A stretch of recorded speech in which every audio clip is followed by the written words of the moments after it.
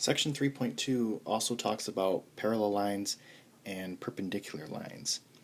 So parallel lines have the same slope. They run right next to each other and they never intersect. Perpendicular lines, they intersect at a 90-degree angle and they have a slope that is the negative reciprocal. So what that means is you want to change the sign and flip the fraction. So 5 through 8, it says find the slope of the line given, find the slope of the line parallel to the given line, and find the slope of the line perpendicular to the given line. So these are in slope-intercept form. So my slope for this one is 1/4.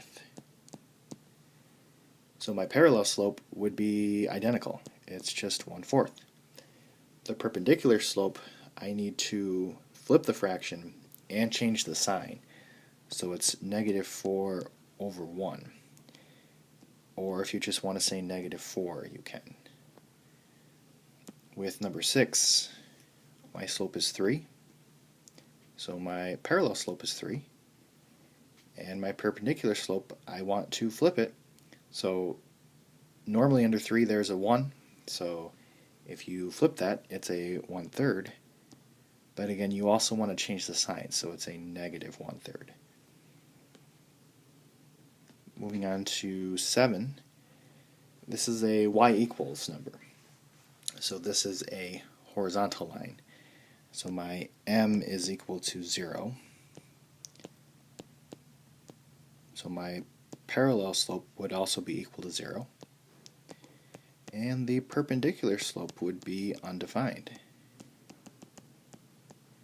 So the reverse, or if you try to flip this fraction, you would have 0 on the bottom and that would become undefined. And then if x is equal to a number, that is a vertical line, which is undefined. And then the parallel slope is the same, so it's also undefined. And then the perpendicular slope, that's going to be 0. So a vertical line is perpendicular to a horizontal line, and a horizontal line is perpendicular to a vertical line.